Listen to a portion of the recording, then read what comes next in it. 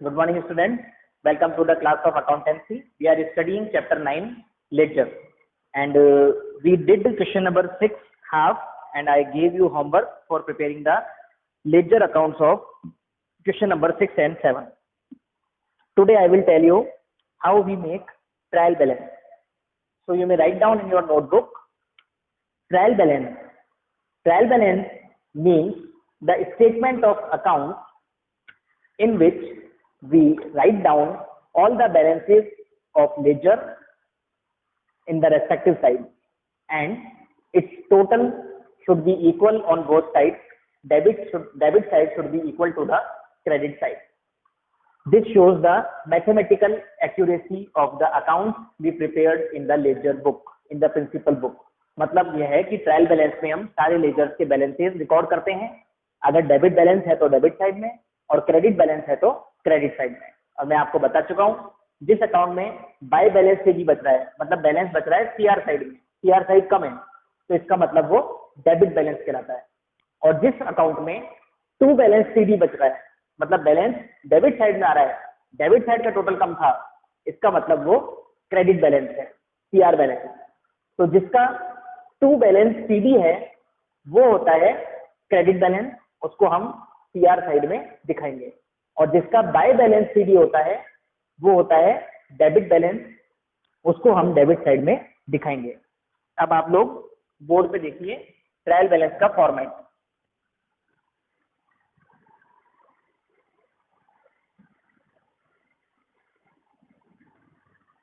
Trial balance का format होता है serial number, name of account, LF and amount, debit and credit, DR, CR.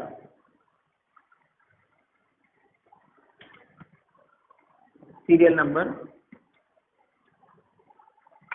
name of account,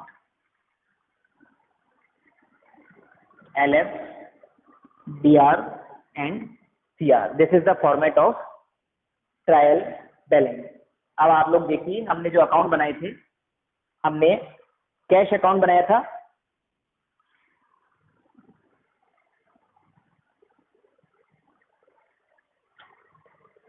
cash account का balance आप लोगों के आया होगा 14,770. ये था बाय बैलेंस सीडी, मतलब ये डेबिट बैलेंस है, इसको हम डेबिट साइड में लिख देंगे. सेकंड है कैपिटल अकाउंट. कैपिटल अकाउंट में आएगा to balance CD. Capital account में बस दो ही पोस्टिंग होगी, by balance BD, opening balance, जो कि अपने कल ओपनिंग एंट्री में बैलेंस में बचा था 1,60,000, और उसी को बैलेंस में लिख देंगे हम टू बैलेंस सीडी. इसका मतलब वो क्रेडिट बैलेंस है. वैसे भी कैपिटल का क्रेडिट बैलेंस होता है, सीआर साइड में आ जाएगा. इसके बाद आप देखिए परचेज अकाउंट. कोई से भी अकाउंट को हम पहले लिख सकते हैं, बाद में लिख सकते हैं, इसमें कोई दिक्कत नहीं है. बस डेबिट को डेबिट में लिखना है और क्रेडिट को क्रेडिट में लिखना है. परचेज अकाउंट में बैलेंस आ रहा है बाय बैलेंस सीडी 22,500. ऐसे ही राकेश अकाउंट देखिए आप,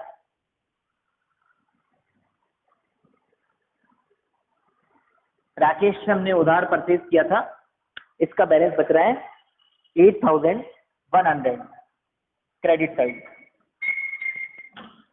to balance CD. Discount received,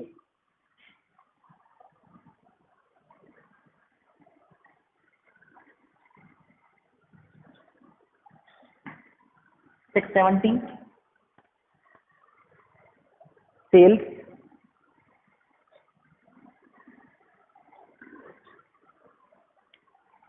7,000. Ram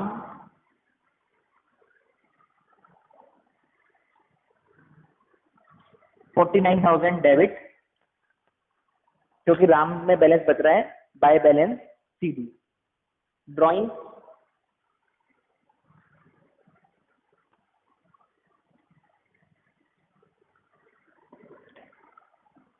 bye balance CD ₹500.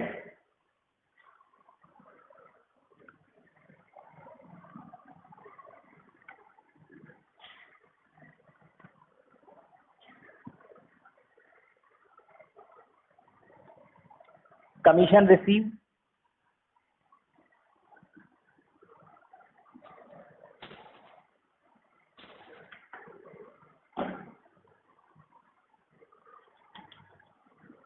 commission received account rupees 2000,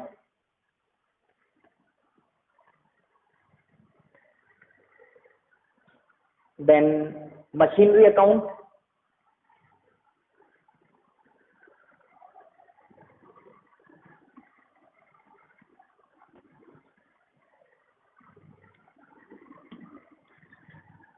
ये भी वो ओपनिंग बैलेंस में गिवन था अपने को, इसमें बैलेंस बचेगा बाय बैलेंस सीडी, क्योंकि ओपनिंग बैलेंस तो आएगा डेबिट साइड में टू बैलेंस बीडी और क्लोजिंग बैलेंस बचेगा बाय बैलेंस सीडी। तो ये कौन सा बैलेंस है? Debit balance 60,000। Then stock, opening stock, opening entry में जो स्टॉक आता है जो वो अपना कहलाता है ओपनिंग स्टॉक, और ट्रायल बैलेंस में कभी भी क्लोजिंग स्टॉक नहीं आता। ओपनिंग स्टॉक है 30,000। एक्सेप्शनल सिचुएशन में क्लोजिंग बैलेंस आ सकता है ट्रायल बैलेंस में, यूजुअली क्लोजिंग स्टॉक कभी ट्रायल बैलेंस में नहीं आता। और एक बच गया सेल्स रिटर्न,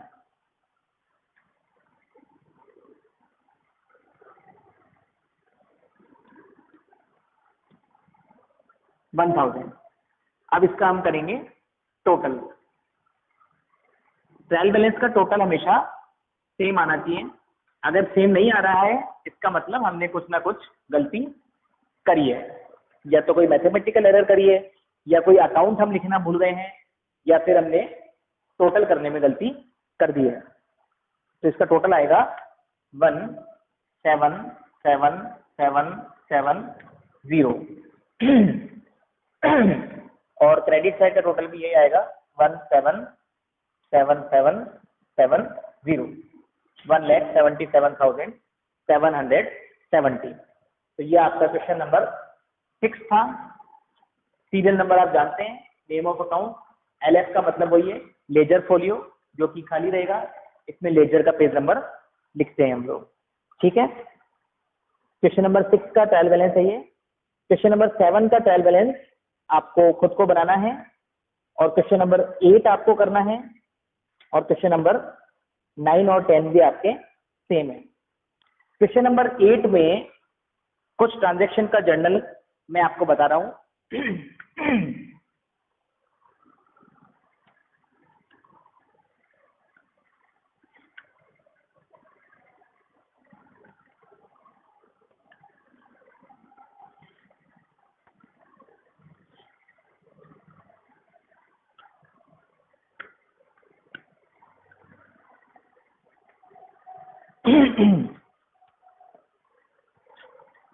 क्वेश्चन नंबर 8 में सबसे पहले आपको ओपनिंग एंट्री करनी है 1 अप्रैल में। फिर आप देखिए पेड रेंट बाय चेक, तो rent account debit to bank account. Goods purchase from Prabhat, Rajan and Patsy, इसकी कंबाइंड एंट्री होगी purchase account debit to Prabhat to Rajan to Patsy. Goods sold on credit की भी कंबाइंड एंट्री हो जाएगी। Paid telephone expenses payable by cheque, ये telephone expenses payable by cheque में आपको amount नहीं दे रखा, इसका अमाउंट आपको ओपनिंग बैलेंस में दे रखा है 1 अप्रैल में, यानी कि पिछले साल का ड्यू है ये टेलीफोन एक्सपेंसेस पेएबल। देखिए आप 4,000 ऊपर बैलेंस में, तो इसकी एंट्री होगी telephone expenses payable account debit to bank account, जो कि चेक से पेमेंट करते हैं, और अमाउंट आएगा 4,000। इसके बाद पेट्रोल एक्सपेंसेस की एंट्री होगी petrol expenses account debit to cash account. फिर आप देखिए April 7, paid salary due in the beginning of the year, जो salary beginning of the year में ड्यू थी वो कौन सी थी? ओपनिंग एंड बैलेंसेस में देखिए सैलरीज पेएबल 7,000, इसको आप पे कर रहे हैं अपन, तो salary payable account debit to cash account 7,000। अब आप लोग डायरेक्ट आ जाइए, बाकी सब आसान है, गुड्स रिटर्न कैश सेल्स आप कर लेंगे। April 22, received cheque from Hariharan 10,000, Rajhans 10,000, Rakesh 10,000, Devendra 5,000। तो आपको इसमें लिखा हुआ है cheque received from Rakesh and Devendra are dated 25 May 2020। मतलब राकेश और देवेंद्र का जो चेक है वो पोस्ट डेटेड चेक है, जिसमें डेट आगे की डली हुई है, और आपको डेट दे रखी है 22 अप्रैल। तो यानी कि इस चेक को अभी हम बैंक में जमा नहीं करवा सकते। तो अप्रैल 22 की एंट्री कैसे होगी? तो जो पोस्ट डेटेड चेक हैं उनको तो हम लिखेंगे चेक इन हैंड। क्या लिखेंगे? Cheque in hand. Cheque in hand account debit to Rakesh to Devendra.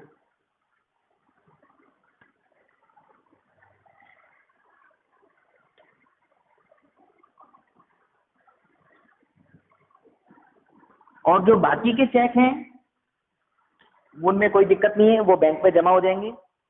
राजहंस, हरिहरन और राजहंस।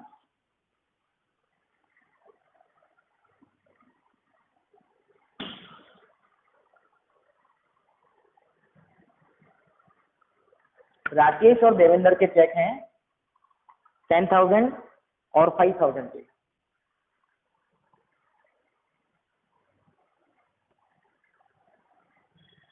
और हरिहरन और राजहंस के चेक हैं 10,000 के।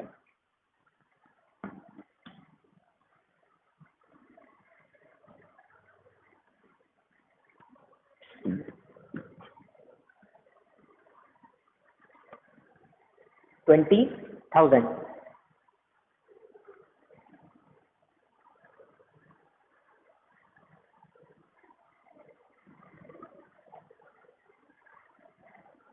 नेक्स्ट है cheque from Rakesh and Devendra were discounted from bank paying interest 10% per annum.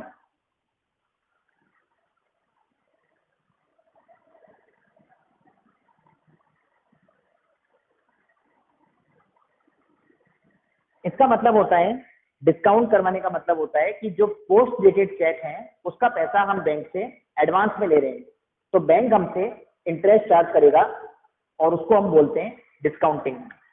तो इसकी एंट्री कैसे होती है आप लोग बोर्ड पे देखिए, अप्रैल 24। तो जो पोस्ट डेटेड चेक है राकेश और देवेंद्र का वो है 15,000 रुपीज का। हम बैंक से उसको डिस्काउंट करवा लेंगे, तो उसका मतलब ये है कि बैंक हमें 24 अप्रैल को 25 मई वाले जो चेक हैं, जो कि पोस्ट डेटेड चेक जिनको हम कहते हैं, उसका पैसा हम बैंक से एडवांस में ले रहे हैं। क्योंकि अगर चेक में डेट है 25 मई, तो हम 25 मई से पहले उसका पैसा नहीं निकलवा सकते। तो हमने बैंक के साथ एक एग्रीमेंट कर लिया कि बैंक हमको एडवांस पेमेंट दे देगा 24 अप्रैल को ही, और उस पर बैंक हमसे इंटरेस्ट चार्ज करेगा, जिसको कहते हैं डिस्काउंटिंग चार्जेस। क्योंकि बैंक हमें एक महीने पहले पैसे दे रहा है ना, तो एक महीने का बैंक हमसे इंटरेस्ट लेगा, वो हमारे लिए एक्सपेंस है, डिस्काउंटिंग चार्जेस अकाउंट डेबिट। और फिर जो पैसा मिलेगा वो हमें 15,000 में से डिस्काउंटिंग चार्जेस माइनस करने के बाद मिलेगा। इस पूरी प्रोसेस को बोलते हैं डिस्काउंटिंग ऑफ चेक। अब इसको करते कैसे हैं? डिस्काउंटिंग चार्जेस निकालने का फॉर्मूला है अमाउंट ऑफ चेक मल्टीप्लाई जिसके महीने पहले आप पैसे ले रहे हो 1/12 मल्टीप्लाई रेट अपॉन 100। तो आपके जो चेक है पोस्ट डेटेड वो 15,000 के चेक है। 1 मंथ बिफोर आपने पेमेंट लिया तो 1/12 और रेट है 10%, तो ये आएगा आपका 125 रुपीज। अब आपके जो चेक हैं 15,000 के, उसमें से 125 डिस्काउंटिंग चार्जेस डेबिट हो जाएगा, लेस हो जाएगा, और जो बचेगा 14,875 उसको हम बैंक अकाउंट में डेबिट कर देंगे, यानी कि हमें इतने रुपए मिल जाएंगे बैंक से। तो इस तरह से होता है डिस्काउंटिंग ऑफ चेक। तो ये दोनों पॉइंट इसमें थोड़े डिफिकल्ट थे जो मैंने आपको करवा दिए। अब आपको 8, 9 और 10 क्वेश्चन करने हैं आपके एग्जाम में। चैप्टर 7, चैप्टर 8 और 9 आएंगे जनरल एंड लेजर, जो कि आपको प्रिपेयर करने हैं आपके पीरियडिकल असेसमेंट 2 के लिए। और ये तीनों क्वेश्चन आप लोग करिएगा। जो भी आपकी क्वेरीज होंगी मैं नेक्स्ट वीडियोस में सॉल्व कर दूंगा, और आप लोग एग्जाम के लिए तैयारी करिए और ये होमवर्क कंप्लीट करके पोस्ट करिए। Okay, all the best for exam. Have a good day. Thank you.